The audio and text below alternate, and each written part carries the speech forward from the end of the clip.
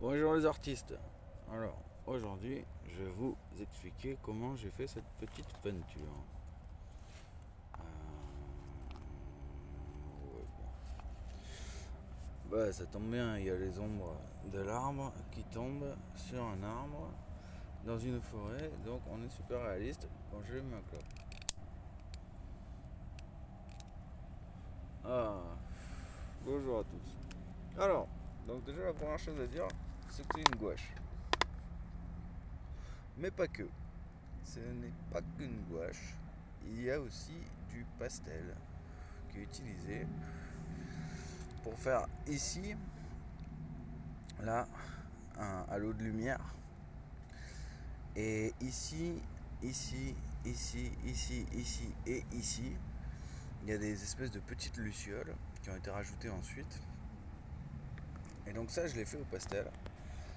Parce que le pastel en tant que poudre, quand on l'étale, c'est super pratique pour faire des diffusions de lumière. Bon alors, il faudrait la recadrer. Là, en haut, il y a des petits points bleus. Parce qu'à la base, j'étais parti sur un test. Mais bon, voilà, il suffit de recouper comme ça et puis c'est bon quoi. Alors, qu'est-ce qu'on peut dire? Déjà, cette histoire de pastel. Donc là, j'ai utilisé une technique que je vais prolonger qui consiste à prendre une boule de papier d'aluminium. Et ensuite, je prends une petite coupelle en plastique hyper lisse. Je prends mon pastel, je gratte le pastel sur le papier d'aluminium, ce qui fait qu'il tombe en poudre sur la petite coupelle. Et ensuite, j'ai plus qu'à mettre mon doigt dans la coupelle pour l'étaler. Alors pourquoi je fais ça? Parce que ça me permet d'obtenir des mélanges de couleurs hyper précis. Par exemple là, celle-là, le ciel là, c'est un mélange entre du jaune et du bleu, ce qui fait que j'obtiens du vert. Donc du jaune, du bleu et du blanc, ce qui fait que j'obtiens du vert lumineux. Et ça, si vous le faites directement sur le papier avec vos pastels, si par exemple vous mettez d'abord du blanc, ensuite du jaune, ensuite du bleu, et que vous étalez, à coup sûr vous allez obtenir des points bleus alors que vous cherchez à obtenir du vert quoi. Des points bleus, du blanc, des trucs mal mélangés quoi. Donc ce qui est bien avec cette technique c'est que on peut utiliser en pastel uniquement jaune, cyan, magenta, blanc et noir pour obtenir toutes les couleurs. Donc ça c'est quand même pas mal. Et puis il y a l'autre avantage du pastel par rapport à la craie. Parce que sinon moi d'habitude je faisais ça à la craie. Parce que la craie contient du calcaire. Le calcaire c'est blanc donc c'était super pour faire mes lumières.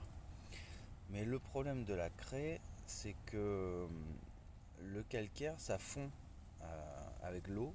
Enfin ça se mélange dans l'eau quoi. Et ce qui fait que si vous mettez par exemple un vernis qui contient de l'eau, il y a de fortes chances pour que 90% de ce que vous avez fait à la craie disparaisse. Soit en fait diffusé d'un coup sur tout le truc et du coup vous le voyez plus. Mais le pastel non. Voilà. Donc c'est pour ça que j'utilise cette méthode et que j'utilise le pastel. Alors ensuite, euh, donc ça ressemble un peu à, à la technique des gens qui font des peintures dans le style du studio Ghibli. Vous voyez par exemple les petites feuilles là les petites plantes là qui sont là ajoutées en vert au premier plan. Ça a été ajouté, donc c'est de la gouache opaque directement posée au pinceau. Et cette technique d'utiliser de la gouache opaque directement posée dessus, je l'ai utilisée aussi là un peu sur le tronc d'arbre pour faire des lumières. zones éclairées quoi. Voilà. Alors il y a aussi de la pierre noire qui est utilisée sur ce dessin. La pierre noire, ça me permet. Alors la pierre noire, c'est super bien parce que c'est un peu gras, ce qui fait que ça s'étale et qu'on peut du coup travailler nos ombres assez efficacement pour obtenir la valeur de noir souhaitée. Et en même temps, du fait que ce soit un peu gras, ça comble parfaitement les trous du grain du papier. Alors qu'au fusain, on se retrouve souvent, si vous faites vos ombrages au fusain sur du papier aquarelle, vous allez avoir le problème de la texture du papier qui va faire des creux, des pleins, enfin des creux quoi surtout. Et du coup, votre fusain va s'accumuler dans les creux et va du coup moins se poser sur les bords des creux, sur les zones de surface en fait. Et donc vous n'aurez pas un truc homogène. Alors que là, la pierre noire, du fait que, je sais pas, on va dire que c'est gras quoi, du fait que c'est un peu gras, peu importe que ce soit creux ou en surface, ça se pose assez équitablement. Donc c'est super cool.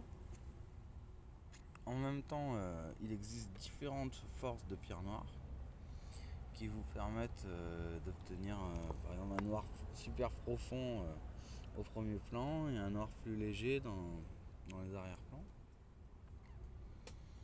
Donc ça c'était cool. Ensuite un autre truc qui était bien aussi, c'est que j'ai utilisé des crayons de couleur aquarellables. Par exemple, vous voyez sur ce tronc là au premier plan, les mousses qui sont sur l'écorce extérieure, ça a été fait directement au crayon aquarellable. Et l'avantage de ça, c'est que ça permet d'obtenir une couleur intense, couleur saturée, sans avoir à... Enfin, ça va très vite quoi au crayon. Voilà. On n'a pas besoin d'attendre que ça sèche. On voit aussi directement l'intensité voulue, la saturation voulue de la couleur. Ça se gère au crayon, super fastoche. Ensuite, la pierre noire, j'ai utilisé de la gomme pour pouvoir faire quelques petits effets d'éclairage dans les zones d'ombre et du coup donner des petits reliefs. Voilà. Et enfin, une dernière chose à dire, à mon avis assez importante, c'est que la plupart des couleurs, ouais, on va dire toutes les couleurs, ont été déposées directement mélangées avec du noir. Et ensuite, ont été rajoutées avec cette technique du deuxième coup, on va dire, des lumières à la gouache. Ouais, uniquement à la gouache, les lumières. Voilà. Et après, pour éviter... Alors ça, je sais que... Enfin, j'ai vu aucun artiste le faire, moi je le fais. Pour éviter que ça fasse... comment dire, un style un peu pixelisé, parce que quand on vient, par exemple ici là, sur cette arête, quand on vient et qu'on pose nos lumières à la gouache, d'accord, ça va faire des petits points de pinceau, vous voyez, ou alors un petit peu étalé, ou des petites lignes et tout ça, mais en fait ça rentre pas vraiment dans l'image quoi, ça fait plus un style pop art bon, ou Ghibli quoi, voilà, complètement Ghibli. Et donc pour éviter ça, c'est tout simple, il suffit, une fois que c'est posé et que c'est sec, vous mouillez un peu le bout de votre doigt, hop, et vous venez gratter comme ça, et du coup la couleur, elle va obtenir plein de nuances là où vous l'étalez. Ah, et après si vous voulez retravailler à la pierre noire, vous pouvez, même à la gomme ça fonctionne aussi. Voilà. Voilà, je pense que une fois qu'on a dit ça, ouais, il y a un autre truc aussi, c'est que tout ce qui est pierre, végétation, c'est des éléments, ou de la terre et tout ça, c'est des éléments qui acceptent bien le fait qu'on mélange du noir avec. Parce que dans la théorie, quand on a une couleur, d'accord, qui est exposée à la lumière, quand cette même couleur, donc là on parle de la couleur de mon doigt par exemple, donc quand cette même couleur se trouve dans l'ombre, et ben c'est pas simplement cette couleur plus du noir pour faire de l'ombre, c'est pas ça qui se passe, c'est cette couleur plus du noir plus cette couleur saturée, un peu plus saturée. Vous voyez? Et c'est là qu'on tombe sur la réalité, quoi. Et du coup, en fait, avec par exemple de la terre là qu'il y a au deuxième plan, de la terre, de la mousse, enfin, un bordel végétal, minéral, organique. En fait, l'œil se perd un peu, il se dit bon, d'accord, à des endroits il y a de la terre dans l'ombre, à des endroits il y a des feuilles dans l'ombre, à des endroits il peut y avoir, je sais pas, peut-être des espèces de racines noires qui dépassent un peu du sol. Enfin, c'est un joyeux bordel. Et ça passe très bien. Voilà. Mais après, si par exemple vous voulez faire un robot en métal, bah là, dans le métal, il y a vraiment plusieurs lois à suivre, notamment sur la réflexion de la lumière. Mais je sais pas, n'importe quoi, vous faites une peau d'un personnage, d'un troll ou je sais pas quoi, bah, il va falloir être plus rigoureux que là, dans ce joyeux bordel végétal. Donc les forêts, si vous voulez en peindre, bah, c'est quand même ce qu'il y a de plus simple. Voilà. Bah, si vous avez des questions, essayez de vous répondre les uns les autres.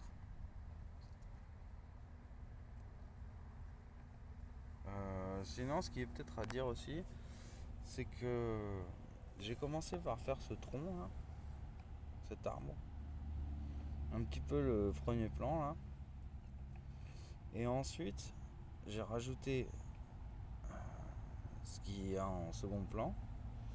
Donc c'est pas, j'ai pas fait d'abord l'arrière-plan et ensuite posé l'arbre. C'est vraiment, j'ai fait les contours là. Voilà, c'est pas ce que je préfère faire, mais bon, ça va, ça s'est plutôt bien passé. Et puis encore une fois, c'est du végétal, donc on est moins rigoureux qu'un contour de peau hyper défini. Voilà, donc les forêts, c'est sympa. Et ensuite, sinon, il y a une autre façon, enfin, j'en ai un peu parlé au début, c'est avec la pierre noire. Là. Par exemple, vous voyez cet arbre là, ici, qui grimpe, qui grimpe, qui grimpe.